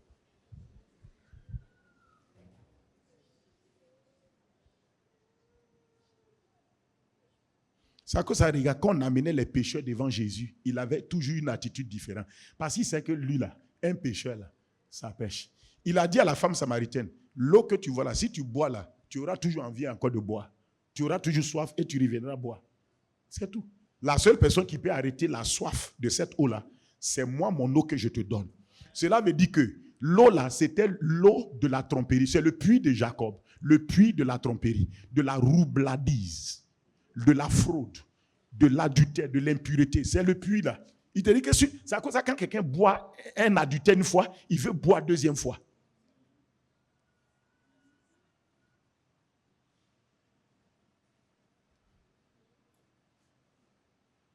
Quand quelqu'un a fraudé pour avoir des millions au travail, il a envie de frauder encore pour avoir une deuxième fois. C'est une eau, quand tu as bu, tu n'es pas satisfait, tu as envie de boire encore. Tu as envie de boire encore. Est-ce que vous comprenez ce qu'il dit? Il ne faut pas baisser la tête, c'est de ta vie là, il parle. Quand tu as bu l'eau des critiques là, tu as envie de critiquer encore. Parce que tu es insatisfait. Tu vois que non, je n'ai pas trop dit, il faut que je dise encore. Peut-être il y a des choses que tu ne sais pas. Jésus dit, le seul moyen d'arrêter cette eau qui te fatigue là, c'est de boire une autre eau. Je vous ai dit, il faut un système pour combattre toujours. Pour arrêter l'eau là, il faut une autre eau. Pour faire un hôtel, il faut un hôtel supérieur.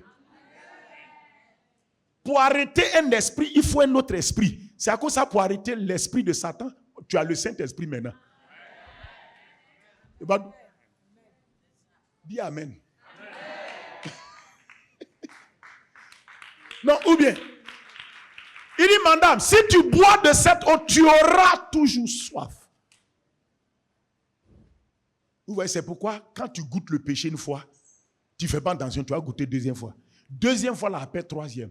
Troisième, la appelle quatrième. Parce que tu es insatisfait. Mais quand tu bois l'eau de la réalité de Christ, ça coupe l'eau de soif. Tu dis, On dirait que je n'ai même plus envie de... Ça m'énerve même. Je ne sais pas pourquoi j'ai vécu dans ces choses-là. Je ne sais pas pourquoi je suis resté longtemps avec ce copain-là, ce gars-là. Cabo Sinama, c'est l'eau que tu viens de boire là. Alléluia. C'est l'eau que tu as bu là qui a arrêté la soif de l'autre eau dans ta vie. Amen. Amen. C'est pourquoi Jésus a dit, je te donnerai cette eau, elle deviendra en toi une source d'eau qui jaillira jusque dans la vie éternelle. Que ton eau jaillisse, ma soeur. Que ton eau jaillisse, mon frère. Que l'eau de la vie Zoé qui est en toi jaillisse. Qu'elle jaillisse pour arroser et toucher tous les secteurs de ta vie. Au nom de Jésus-Christ. Alors, retournons. Il dit que ce que nous, les sacrificateurs de maintenant, nous apportons, nous offrons à Dieu quoi? Des prières, des supplications, des quoi? Des requêtes, des quoi? Actions de grâce pour tous les hommes. On peut faire la liste et des intercessions. On offre tout. Même il y a l'argent dedans. C'est à cause ça on donne notre argent. C'est à cause ça une église normalement normale ne doit pas faire culte sans donner offrande. On doit créer l'opportunité que les gens donnent. Ça fait partie. Honore l'Éternel aussi avec tes biens. Ça fait partie du sacerdoce. Donc on a un qui est dans ta poche tout à l'heure là, tu vas donner. C'est normal.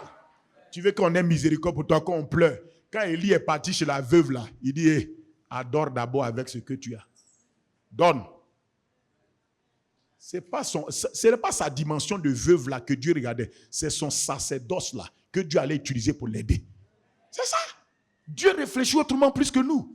Nous, on allait voir la veuve là, c'est pitié, on va prendre. Dieu ne voit pas la pitié. Il voit le principe du sacerdoce. Il a dit, j'ai dit à la veuve de te nourrir. Comme je ne suis pas là physiquement, toi, Élie, tu me représentes, elle n'a qu'à te nourrir. Qu'elle a offert ce qu'elle devait offrir, l'huile et la farine n'ont pas manqué dans sa maison, malgré la famine. Je déclare que parce que tu te consacres au sacerdoce, pour apporter à Dieu ce qu'il attend de toi, que ce soit des prières, des supplications, des intercessions, des actions de grâce et des semences financières et même des biens matériels, que le Seigneur arrête toutes sortes de famines dans ta vie. Que le Seigneur arrête dans cette année 2024 toutes sortes de famines dans ta vie, toutes sortes de disettes, toutes sortes de manques au nom de Jésus-Christ. Que le Seigneur ébranle les cieux en ta faveur, qu'il ébranle la terre, que le Seigneur ébranle les événements autour de toi pour que les finances viennent dans ta vie, l'or et l'argent des nations viennent à toi. Au nom de Jésus, que ton travail en reçoive, que l'œuvre de tes mains en reçoive, que tes affaires en reçoivent. Au nom de Jésus, dis Amen. Cette année, je vais vous révéler quelque chose. Selon ce que le papa nous a dit, quand on a fait la dernière pastorale, et il a dit, apprêtons-nous à la dimension financière cette année. Les mouvements financiers, là, il faut vous apprêter à ça. Les mouvements financiers, il faut vous apprêter à ça. Et dis-moi un vrai amen. On fait comme si souvent on ne veut pas le blé. Ou bien? Même ton habit tu as porté là, c'est le blé. Cheveux tu as tressé là, c'est le blé. Les chaînes tu as mis sur toi là, c'est le blé. Est-ce que tout ce que tu as porté sur toi, ce n'est pas l'argent? Il faut avoir la mentalité sur l'argent comme Dieu veut. Voilà. Nous n'avons pas la mentalité de maman. Nous avons la mentalité du royaume sur l'argent. Amen. Amen. Tu ne sais pas que dans le spirituel, l'argent sur la terre est un instrument de guerre. C'est pourquoi le Dieu qui a dit l'or et l'argent lui appartiennent, avant de dire ça, il a dit quoi? Le Dieu qui a écouté. Si vous avez remarqué dans la Bible, quand Dieu dit quelque chose, il présente un caractère de lui en disant la chose. Là où Dieu a dit l'or m'appartient, l'argent m'appartient là, il n'a pas dit le Seigneur, il n'a pas dit Adonai, il n'a pas dit Jéhovah Jireh, il a dit l'Éternel des armées. Ça veut dire que l'argent est un élément de guerre dans sa main. Si vous n'attrapez pas ça, c'est difficile. Il faut aller lire. Quand il envoie Moïse, il n'a pas dit je suis l'Éternel des armées. Il dit je suis le Dieu d'Abraham, d'Isaac et de Jacob. Je suis le Dieu tout suffisant. Et il a dit à Moïse, si on te demande, dis l'Éternel, celui qui s'appelle je suis. Le je suis, ça veut dire que celui qui est dans l'Éternel présent. C'est-à-dire, il est dans le présent éternel. Écoutez, Dieu n'est jamais dans le passé ni dans le futur. Dieu est dans le présent éternel. Mais il peut rentrer dans le futur et il peut rentrer dans le... À partir du présent éternel, il rentre dans le passé, il rentre dans le futur. Dieu est comme ça.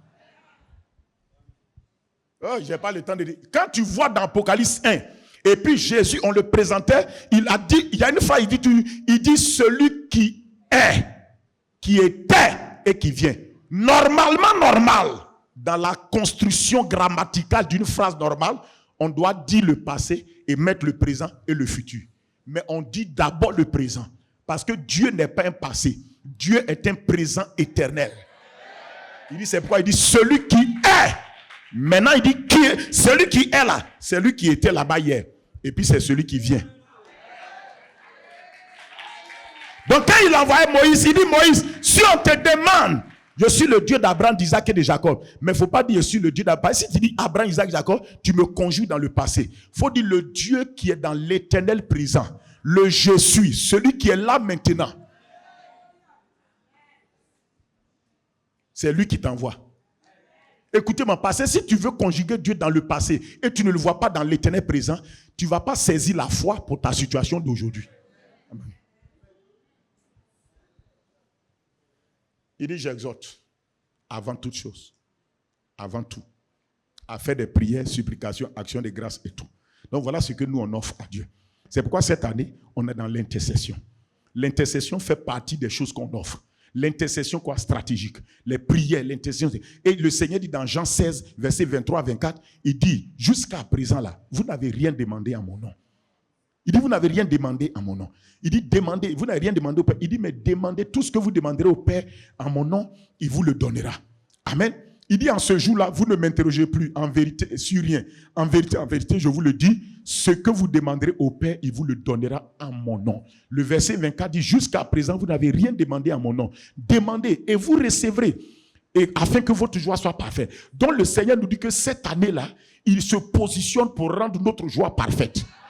Écoutez, je vous dis la vérité, Dieu dit, il se positionne pour rendre notre joie parfaite. C'est à nous de nous positionner pour demander. Écoutez-moi, la joie parfaite là, c'est l'exaucement. La joie parfaite là, c'est que Dieu va se manifester. La joie parfaite là, c'est la prière que tu vas faire qui va te donner de vivre la conquête victorieuse.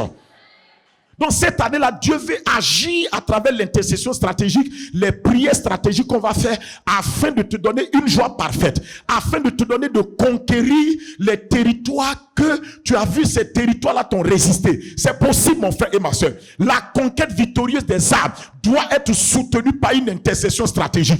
La conquête victorieuse de nos familles doit être soutenue par une intercession stratégique. La conquête victorieuse de notre nation doit être soutenue par ça. La conquête victorieuse dans nos régions doit être soutenue par ça. Écoutez-moi, l'intercession stratégique est l'élément dans lequel Dieu se positionne cette année pour agir. Et Dieu dit qu'il va rendre notre joie parfaite. La joie de quelqu'un, de quelqu'une sera parfaite dans cette année 2024. Une joie parfaite. Parce que quand tu vas prier, le Seigneur va te répondre. Il dit, invoque-moi et je te répondrai. Invoque-moi. Il n'a pas dit, je vais te rejeter. Si c'est moi que tu invoques, si c'est moi que tu appelles au secours, je te répondrai. Dieu va te donner des réponses cette année. Tu ne prieras pas sans avoir de réponse. Tu prieras et tu auras des réponses. Parce que la prière te sera enseignée dans une nouvelle dimension. L'intercession stratégique te sera enseignée dans une nouvelle dimension. Et les clés te seront données. Quand tu vas les utiliser, tu vas ouvrir des portes même de verrous de fer devant toi. Tu vas ouvrir des portes blindées devant toi. Quand Dieu a donné la clé de la marche stratégique de l'intercession de la prière autour des murs de Jéricho, la Bible dit qu'au dernier cri d'intercession, la Bible dit que le mur est tombé. Cette année-là, mon frère, ma soeur, quand tu vas appliquer les stratégies de l'intercession à travers des prières, à travers des marches, à travers des parler en langue, les murailles solides vont s'écrouler. Les murailles blindées vont tomber au nom de Jésus. La main de Dieu va les faire tomber au nom de Christ Jésus. Alléluia. Dans Actes chapitre 12, la Bible dit que Pierre était en prison, il était enfermé dans la cour de la prison. Et plutôt en prison. Et là-bas, l'église ne cessait de faire quoi? L'église ne cessait d'offrir des prières pour Pierre. L'église ne cessait de prier pour lui. Amen. Ça, Acte 12. Voilà, verset 5. On dit Pierre donc était gardé dans la prison. Et l'église ne cessait d'adresser pour lui des prières à Dieu. Oh, cette année-là, que l'esprit de prière, l'esprit de supplication, l'esprit d'intercession ne manque pas. Cette année-là, lorsqu'on va voir qu'un de nos frères, une de nos sœurs a une situation particulière, est enfermé dans une prison quelconque, est enfermé dans une situation bizarre. Oh, frères et sœurs, l'église que nous sommes, nous allons lever les mains d'un commun accord et nous allons prier pour ce frère bien-aimé qui est membre du corps que nous sommes, pour cette soeur bien-aimée qui est membre du corps que nous sommes. Écoutez, frères et sœurs, l'esprit qui doit nous animer cette année, c'est un esprit d'amour les uns pour les autres encore, un esprit qui aime les frères dans la prière. Écoutez-moi, tu peux aimer tes frères en leur donnant des biens matériels, mais cette année, il faut apprendre à aimer quelqu'un dans la prière, il faut apprendre à aimer quelqu'un dans l'intercession, il faut apprendre à aimer quelqu'un dans la prière. Il faut que tu apprennes à m'aimer dans l'intercession. Il faut que j'apprenne à t'aimer dans l'intercession. Cela veut dire que quoi? Il faut que quand tu entends que quelqu'un a un problème, il ne faut pas dire, ah, je savais. Non! Fléchis les genoux de compassion. Fléchis les genoux de compassion. Dis, Seigneur, même si ce frère-là, c'est vrai, par son comportement, telle chose est arrivée, mais je me tiens devant toi. J'offre des prières en sa faveur. Quand Pierre était en prison, les gens n'ont pas dit, ah, c'est bien pour Pierre. Il n'a pas dit que c'est lui qui parle, qui aime parler tout le temps. Il reste pas tranquille. Ils n'ont pas dit ça. La Bible que l'église ne cessait d'offrir des prières à Dieu. Écoutez-moi, cette année-là, c'est ça. Je prie que Dieu mette ce cœur-là dans notre cœur. Si on entend qu'une sœur est malade, on fléchit genoux. Oh, alléluia. Cela veut dire que cette année, si vous venez aux prières et que vous entendez que quelqu'un ne se sent pas bien, signalez. Parce que nous prenons position dans l'intercession stratégique. Nous allons prendre position. Écoute-moi, on ne perdra pas le temps à critiquer quelqu'un. On attend qu'une sœur est couchée, on va prier. Même s'il faut commander une heure de prière commune en langue spécialement pour cette personne, on va le faire. On va le faire. On va le faire. Et nous allons voir des jeunes gens entrer dans le mariage. Des situations qui amenaient des angoisses être traitées par la puissance de Dieu. Des situations qui menaient le ridicule, qui mettaient la honte, être traitées au nom de Jésus-Christ. La Bible que l'église ne cessait d'adresser pour lui, pas pour quelqu'un d'autre, pour lui qui est dans la situation, pour celle qui est dans la situation, pour celui qui est dans la situation. Quand quelqu'un est dans une situation cette année, on adressera des prières pour la personne. Alléluia. Alléluia. Je vous dis la vérité, c'est ce qui va se passer. C'est ce qui va se passer. C'est ce qui va se passer. C'est ce qui va se passer. J'ai dit tout à l'heure, quand tu pries pour quelqu'un, tu n'as pas le temps de le critiquer. Tu n'as pas le temps de critiquer la personne. Alléluia. Amen. C'est celui qui prie pour toi qui peut t'exhorter. Pour dire, ma soeur, j'ai prié pour toi. Dieu veut que tu quittes ça. Va dans cette voie-là, tu vas voir. Alléluia. Le grand apôtre, il est dans la prison. Le pasteur du troupeau est dans la prison. Les gens disent, ah, il n'a pas dit, c'est lui qui parle comme ça, il transpire ici, il saute ici. C'est lui qui dit les bishops. Ok. Kando Masina Maya. C'est quel parle en langue ça? Tu as fini de critiquer, tu parles en langue dessus. C'est quel assaisonnement? Pierre l'apôtre. Ça veut dire que quand vous avez des pasteurs, des situations peuvent leur arriver. Faut pas, non. Souvent, vous voulez que le pasteur prie pour vous quand vous avez vos situations. Lui, il prie. Il ne dort pas. Il se lève tôt à cause de toi. Maintenant, lui, pour lui arrive. Quand pour lui arrive, là, tu cherches un autre pasteur dans la ville pour t'aider. Est-ce que ça, c'est bien ça? Non, est-ce que ça, c'est bien? Est-ce que ça, c'est bien? Ça aussi, c'est l'intercession. Il faut laisser. Est-ce que ça, c'est bien? C'est pas bien. À ton tour, tu m'envoies ton sujet de prière. Et à mon tour, prends mon sujet de prière.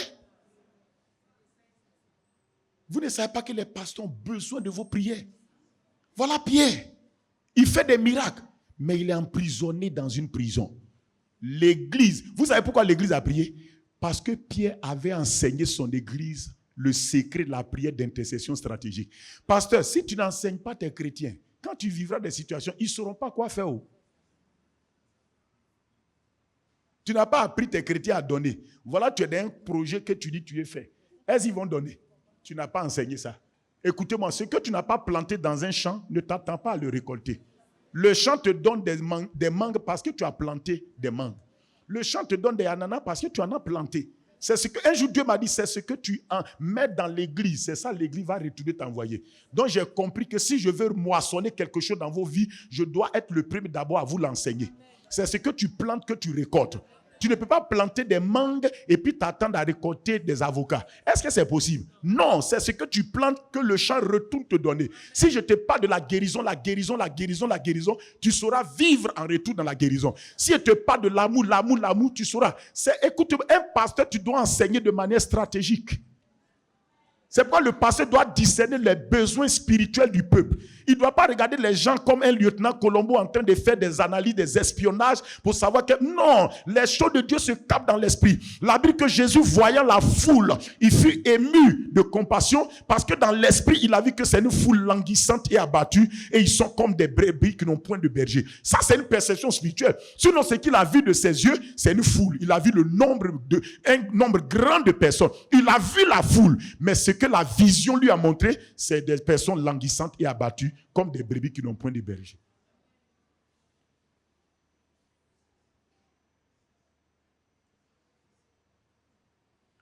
Et c'est à partir de ça. Il dit maintenant aux disciples, oh, la foule là. Il dit, priez le maître de la moisson. La moisson est grande, il y a peu d'ouvriers. C'est ça mon frère, c'est ça ma soeur. Donc quand tu pries pour les gens, tu regardes, tu vas voir que tu vas percevoir des choses. Dieu va te permettre de capter des choses. Et sans ça, tu pries. Pierre était en prison. Voilà Pierre qui est en prison. Pourquoi on dit intercession stratégique? Tu ne sais pas quelle est la prison où Satan veut te placer cette année. La prison, c'est quoi? Il n'y a pas de prison physique, de circonstances où l'ennemi te place pour te détruire et te déstabiliser. Il dit l'église ne cessait d'adresser pour lui des prières. Mais parce qu'il a appris l'église à prier, une église qui n'a pas été enseignée à prier ne priera pas. Ou bien, comme il a planté, lui-même il va moissonner ce qu'il a planté.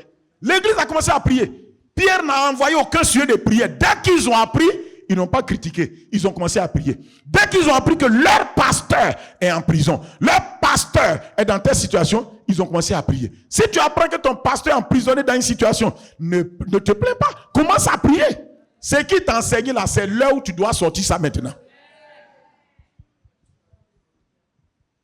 Amen. La suite.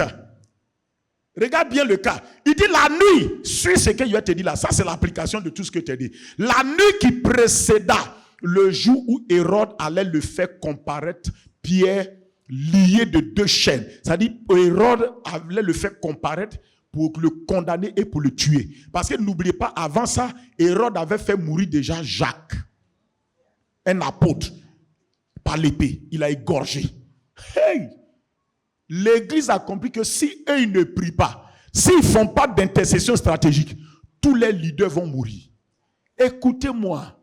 C'est pas parce qu'on pense que, non, Dieu même il voit. C'est pas ça, hein? Le seul moyen par lequel Dieu rentre en action, il faut qu'on prie. Il faut qu'on lui donne l'autorisation pour dire, Seigneur, nous refusons. Parce que pourquoi? Parce que derrière Hérode, il y avait Satan qui voulait tuer les leaders. Donc, ils ont compris que ce n'est pas un combat naturel, c'est une bataille dans l'esprit. Il faut qu'ils saisissent la victoire. Il faut que cette conquête-là, il arrive à la gagner. Donc, ils vont conquérir comment? Par l'intercession stratégique. Pierre était dans la prison. Quand tu vas regarder, Pierre ne priait pas. La nuit qui précéda le jour où Hérode allait le faire combattre, Pierre lié de 2 chaînes dormait entre deux. On dit, il faisait quoi? Il faisait quoi? Il faisait quoi? Il faisait quoi? Il faisait quoi? Ah. Les circonstances souvent endorment même le pasteur. Il dormait. Mais l'église a compris que où il est là, il est faible. Il dort. il est épuisé par la prison. Eux, ils sont libres, ils vont prier. Quand vos frères sont dans des situations, vous qui êtes forts en ce moment-là, priez. C'est ça l'intercession stratégique. Priez. On dit il priait. Et plutôt Pierre dormait entre deux soldats. Et des sentinelles devant la porte gardaient la prison. Donc, pour le surveiller, on dit dors ici. Ils ont mis 2 soldats. Même dans son sommeil, il la garde de sécurité, de corps. On le regarde. Ensuite, on dit quoi? Qu'est-ce qui s'est passé? Non, remonte pas vers. On dit, et il y avait encore des sentinelles qui gardaient la porte de la prison. Donc, ils ont pris les mesures pour ne pas que Pierre arrive à s'échapper. Regarde bien. Il y a des situations, c'est seul Dieu qui peut rentrer dedans. Et puis arrêter ça. Et cette année-là, faut pas. Si tu veux regarder tes situations, écoutez-moi. Si tu veux, le problème c'est qu'aujourd'hui, on a plein de bras longs. Donc, quand il y a une situation, je vois telle connaissance que j'ai. C'est ça qui fait que notre foi en Dieu, là, parce qu'on a un carnet d'adresses. Et qu'on regarde. Quand attends, ça là, il faut que je l'appelle. Il y a des moments aussi, Dieu fait que ton correspondant est injoignable. Et le seul correspondant que tu peux joindre à ce moment-là, c'est God. Ou bien, le seul correspondant que tu peux joindre, c'est God. Écoutez, ce n'est pas mauvais d'avoir carnet d'adresse. Mais si tu t'appuies trop dessus, ta foi tombe. Maudit soit l'homme qui se confie, qui prend la chair pour son appui et qui détourne son cœur de l'Éternel. Le danger là, c'est lorsque ton cœur se détourne de Dieu à cause d'un homme. C'est ça que c'est dangereux.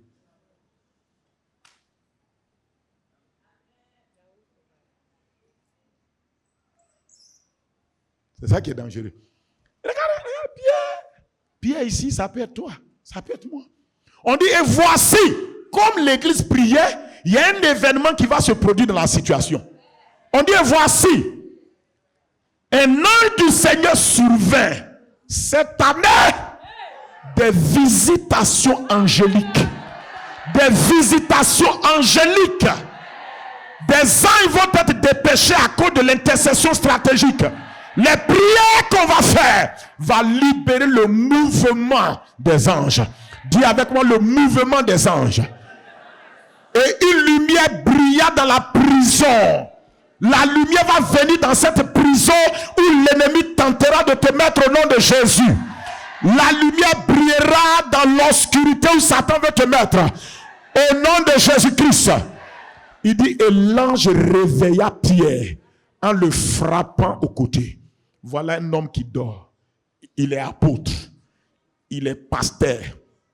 Il dort. Tu crois que le pasteur ne dort pas? Il dort. Quand ton pasteur dort, qu'est-ce que tu dois faire? Ne cesse pas de prier pour lui. Ou bien?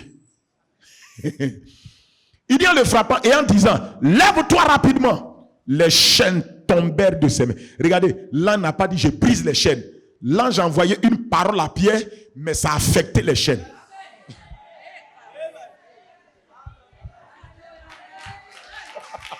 Alléluia! Il n'a pas parlé aux jeunes, hein? Il a parlé à Pierre. Et les chaînes, les situations ont été affectées. Cette année, qu'une parole puissante de Dieu vienne vers toi. Et que tes situations en ressentent les effets. Que les chaînes en ressentent les effets au nom de Jésus. Il a parlé à Pierre. Mais les chaînes ont reçu les effets de la parole. Je t'ai toujours dit que quand Dieu te parle, il parle non seulement à toi, mais il parle à tes situations aussi que tu traverses. C'est à cause de cela, amenez vos problèmes à l'église. Amenez vos situations devant Dieu. Amenez vos situations là où on prêche la parole. Pendant que toi, tes oreilles sont en train d'entendre la parole, les oreilles de tes chaînes aussi entendent ce qu'on est en train de te dire. Alléluia! Les oreilles de tes chaînes entendent ce qu'on te dit. L'ange a parlé à Pierre, mais les oreilles des chaînes de Pierre ont entendu la parole qui a été libérée. Et la Bible dit que quoi? Et les chaînes tombèrent de ses mains. Pendant que tu seras en train d'écouter la parole de Dieu cette année, les chaînes vont tomber de tes mains. Les maladies vont tomber de ton corps. Les dépressions vont tomber de ton cerveau. Les pensées sombres vont partir de toi. Les malédictions vont être brisées autour de toi. Au nom de Jésus-Christ. Au nom de Jésus-Christ. Au nom de Jésus-Christ. Au nom de Jésus.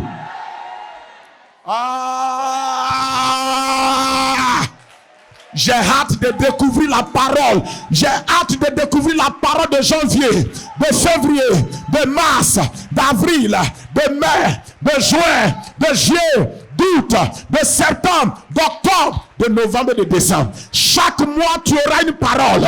Comme on le fait chaque mois, le papa Karambiri donne. Chaque mois, tu auras une parole. Chaque mois, tu auras une parole. Une parole précise. Une parole personnelle. Je prie que tu reçois des paroles personnalisées. Pendant que tu vas écouter, des choses bizarres de ta vie vont tomber. Des choses que tu ne pouvais pas t'en détacher toi-même vont tomber. Des péchés qui te fatiguaient vont tomber. Des tentations qui te roulaient toujours vont tomber. Au nom de Jésus.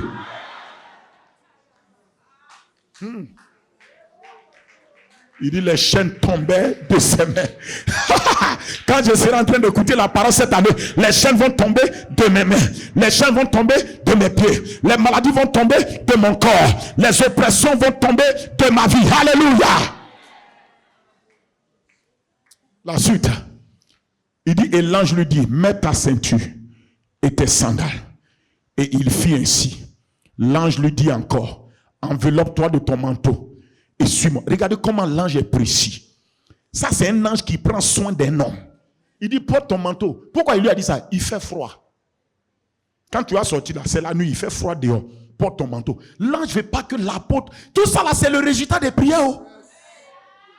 C'est les prières là qui ont fait que l'ange même n'a pas oublié de dire, prends ton manteau, prends ton habit, prends ta ceinture. Tout ça. Ah! Dieu ne va rien oublier te concernant. Quand le Seigneur sera en train de t'exaucer, il ne va rien oublier te concernant. Il ne va rien oublier te concernant. Il ne va rien oublier te concernant. Dans le nom de Jésus-Christ, son Fils. Yeah. Il dit, enveloppe-toi de ton manteau et suis-moi. C'est moi qui connais la route de la délivrance. C'est moi qui connais la route de la sortie. L'ange de l'Éternel sera devant toi pour te dire, suis-moi. Prends ce chemin-là.